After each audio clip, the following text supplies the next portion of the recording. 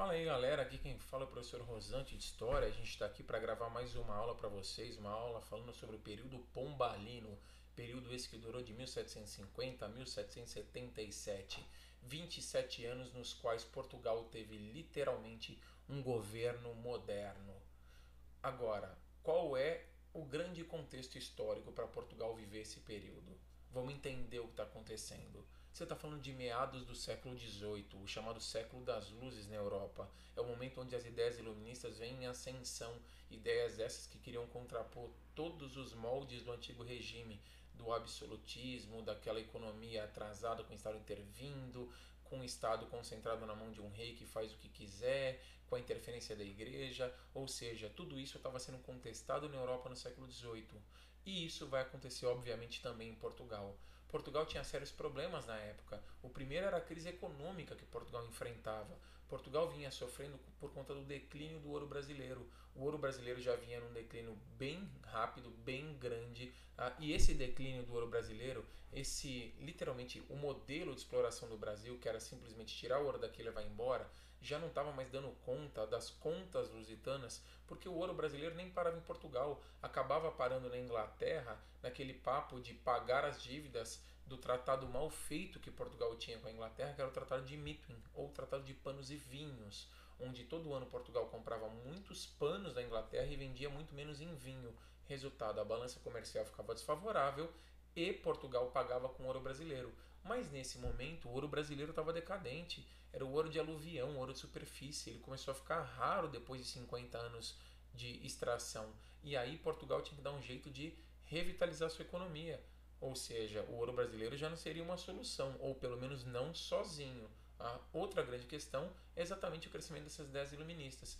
No século das luzes, os reis na Europa começam a ser contestados, os reis na Europa começam a ter que procurar alternativas para os seus governos. E é dentro desse contexto que a gente tem que analisar dois personagens aqui. O primeiro, o rei de Portugal, o Dom José I. Esse senhor aqui, ó, olha só, de vermelho, segurando a coroa. O Dom José I, ele não sabia ser iluminista. E nesse momento, para os reis absolutistas permanecerem no poder, eles estavam se flexibilizando, eles estavam literalmente adotando um modelo político chamado despotismo esclarecido. Mas muitos reis absolutistas não sabiam governar assim, que era literalmente fazer um governo mesclando ideias absolutistas e as teorias iluministas. E aí você tinha ali um mix meio que de um rei absolutista, mas que cedia poderes e que começava a governar por meio da razão. Era muito complicado fazer esse equilíbrio na política. E o Dom José I sabia que ele não conseguia fazer isso. Falava, eu não sei fazer isso, eu não sou um cara iluminista. Então ele nomeou um primeiro-ministro para fazer isso por ele, para poder governar por ele dessa forma. Ele nomeou um senhor chamado Sebastião José de Carvalho e Melo, esse senhor aqui, ó, que está com essa roupa preta aqui, ó, tá vendo? E esse senhor era conhecido em Portugal como o Marquês de Pombal. O Marquês de Pombal vai ser o primeiro-ministro lusitano que vai ser responsável por implantar as ideias iluministas e fazer um governo nos moldes do despotismo esclarecido. Só que quais eram os objetivos do governo dele? O que ele queria no governo? O primeiro objetivo, e o maior, era modernizar o Estado português. Era tirar o Estado português de um modelo administrativo da época das navegações e levar esse Estado português para o futuro.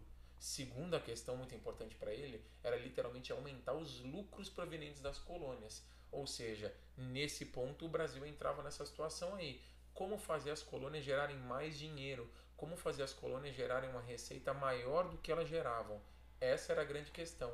Esse era o grande dilema. Então vamos ver como isso aconteceu. Vamos dar uma olhadinha. Olha só as medidas que o Pombal adota para fazer isso acontecer. Em relação ao Brasil, o Pombal ele vai determinar o seguinte, que o Brasil tinha que pagar novos impostos, não só o Brasil, todas as colônias. Ele vai fazer uma rearticulação nos tributos lusitanos. E aí ele vai criar novos impostos, e aqui no Brasil especificamente, foi ele que criou o imposto das 100 arrobas. Foi ele o responsável por criar o imposto que cobrava 1,5 tonelada de ouro por cada região mineradora para ser levado lá para Portugal. Pensa bem, no momento da crise, ele está querendo tirar do Brasil 1,5 tonelada de ouro. Era muito difícil conseguir esse ouro, por isso que o Brasil não pagava isso, por isso foi decretada a derrama, que era a cobrança dos impostos atrasados, que os caras entravam na casa das pessoas e tiravam qualquer bem que eles julgassem como valioso, ou seja, guardas da coroa iam invadir sua casa e levar qualquer coisa que ele achasse que tinha valor para cobrir o imposto que não foi pago. Ah, ele também criou, em relação ao Brasil, companhias de comércio. A Companhia de Comércio de Pernambuco e Paraíba e a Companhia de Comércio do Grão-Pará e Maranhão, para tentar rearticular essas regiões, ou na verdade, no caso do Grão-Pará e do Maranhão, articular, e no caso de Pernambuco e Paraíba, rearticular economicamente, fazendo essas áreas voltarem a ser rentáveis para a coroa. Ou seja, ele queria tirar dinheiro daqui. A segunda questão aqui em relação à colônia, ao Brasil, ele vai transferir a capital de Salvador para o Rio de Janeiro. Por que ele faz isso? Porque ele quer controlar melhor o ouro, ele quer ficar pertinho do ouro. E a capital em Salvador, com o ouro sendo explorado em Minas, ficava muito difícil. Ele julgava que tinha muita sonegação por conta disso. Então ele leva a capital para o sudeste e lá para o Rio de Janeiro. E isso põe um ponto final. Isso é uma pá de cal. Ele está matando o Nordeste definitivamente. O Nordeste tem uma situação de subjugo econômico e político até hoje, exatamente por isso. Porque depois que o eixo econômico saiu de lá, com a decadência do açúcar, da cana-de-açúcar, e veio para o Sudeste com a exploração de ouro, e com a transferência da capital, que sai de Salvador e vem para o Rio de Janeiro, o Nordeste fica esquecido.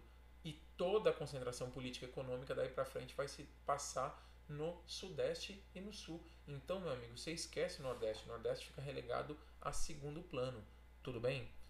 Outra questão, ele vai extinguir oficialmente as capitanias hereditárias. Não que elas ainda fossem funcionais, elas nem existiam mais direito, mas ainda oficialmente eram possíveis de serem cobradas por herdeiros, por capitães donatários. Ele vai extinguir isso e falar, não existe mais capitania hereditária.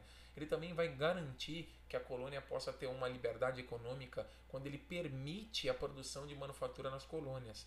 Quando ele faz isso, ele obviamente não vai deixar que nenhuma colônia venha competir com produtos fabricados por Portugal. Ninguém aqui no Brasil, nem em outra colônia portuguesa, poderia fabricar algum produto que Portugal mandava para a colônia. Então, óbvio que não é a livre concorrência, mas ele permitia que as colônias fizessem coisas que Portugal não conseguia mandar e dessa forma garantia que a colônia se tornasse mais rentável para Portugal. Ou seja, em vez de eu comprar esse produto de alguém, eu posso fabricar na minha colônia e abastecer a própria colônia, fazendo a colônia gerar mais receita. O Brasil aí sentiu um arzinho de liberdade econômica. O Brasil aí sentiu um gostinho de ser livre economicamente, porque com todas as restrições que ele estava colocando, essa medida foi economicamente funcional para muita gente aqui no Brasil.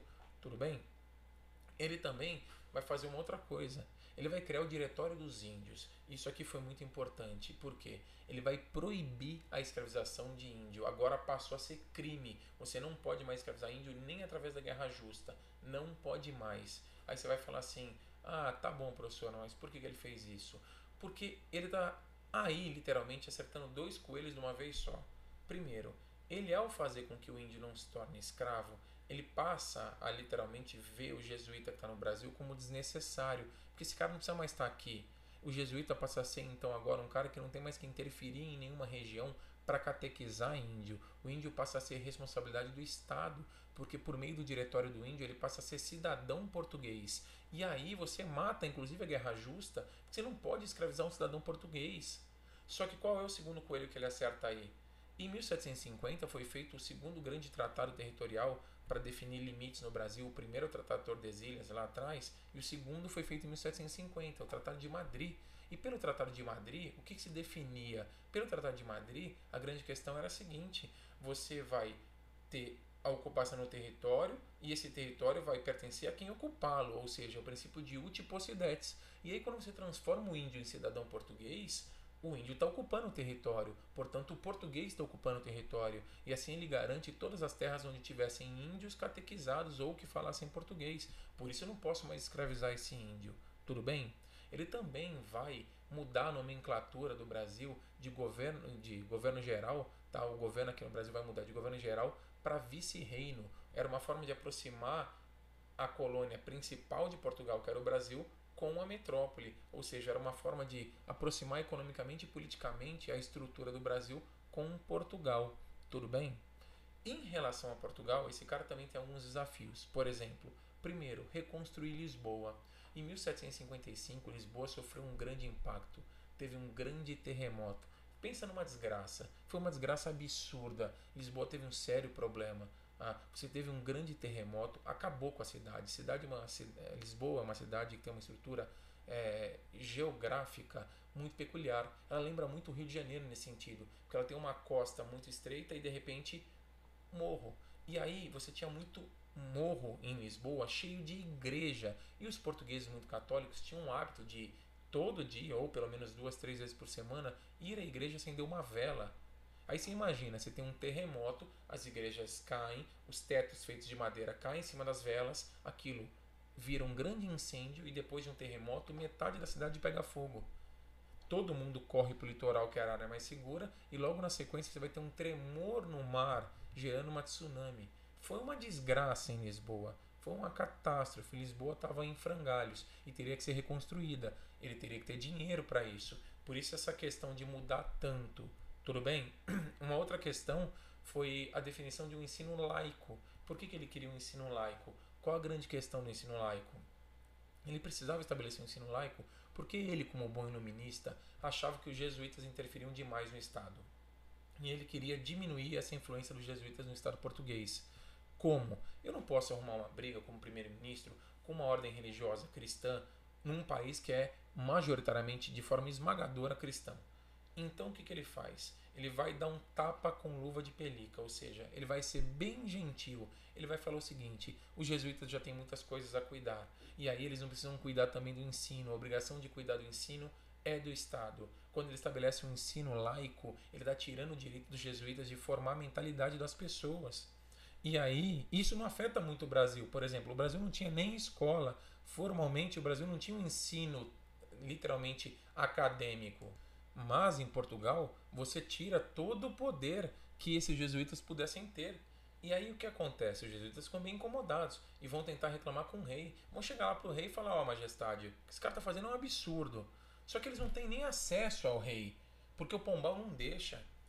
O rei, o Dom José, tinha deixado claro para o Pombal o seguinte: você vai ter carta branca para governar Portugal, contanto que as suas medidas não interfiram com a coroa. Ou seja, se você estiver cuidando do Estado e nenhuma dessas medidas interferir com a minha vida, com a minha pessoa, faz o que você quiser. Você tem carta branca.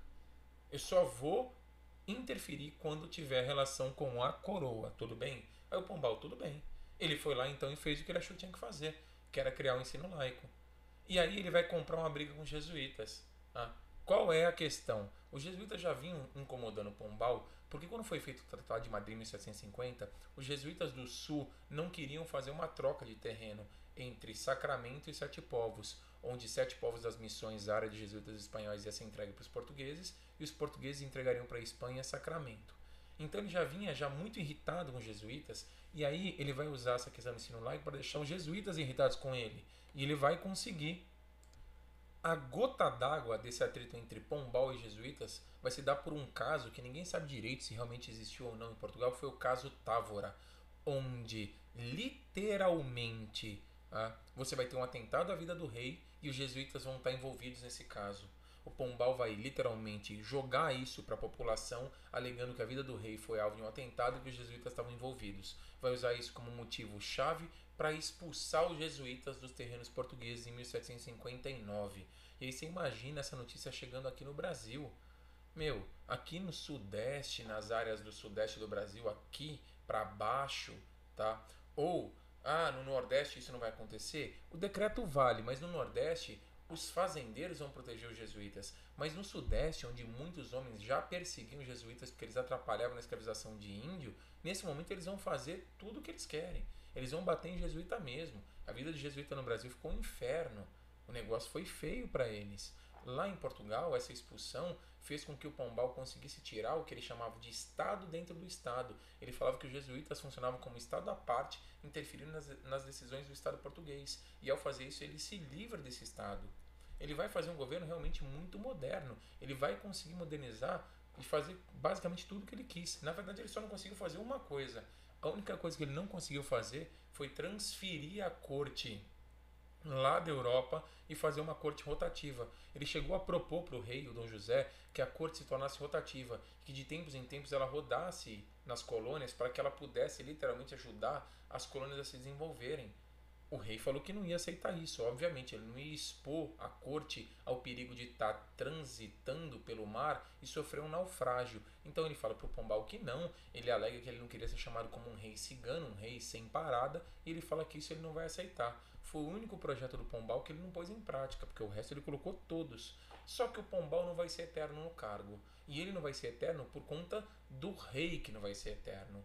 Em 1777, o rei, o Dom José, morre. E quando ele morre, quem tem que assumir é a filha dele, a Dona Maria. Dona Maria, essa moça aqui, ó, aqui no quadro ao meu lado, aqui, ó, tá vendo? Essa moça ultracatólica vai ganhar um apelido nesse momento. Ah, professor, é a Maria louca? Não, ela vai ficar louca, mas não tá louca ainda. Então você não pode chamar ela assim. Ela é a Maria a Viradeira. Ou seja, por que a viradeira? Porque ela odiava a política pombalina. Ela vai assumir o poder, demitir o Pombal e vai retroceder o Estado português ao estágio administrativo que vivia antes do Pombal. Tudo que ela literalmente achou um absurdo o Pombal ter feito, ela desfez. Ela trouxe os jesuítas de novo para o seio do Estado português, ela vai dar poder para esse grupo novamente, ela vai anular a permissão do Pombal de fazer manufatura nas colônias, alegando que colônia é uma área a ser explorada e não a ser desenvolvida. Ela vai literalmente empurrar o Brasil para um retrocesso. E é por conta desse governo, dessas medidas, que o Brasil passa a ter novas revoltas. Agora são revoltas para se separar definitivamente de Portugal. São as revoltas emancipacionistas. Mas esse papo de revolta a gente vê num outro momento, tudo bem? Espero ter sido claro. Um grande abraço. Até mais.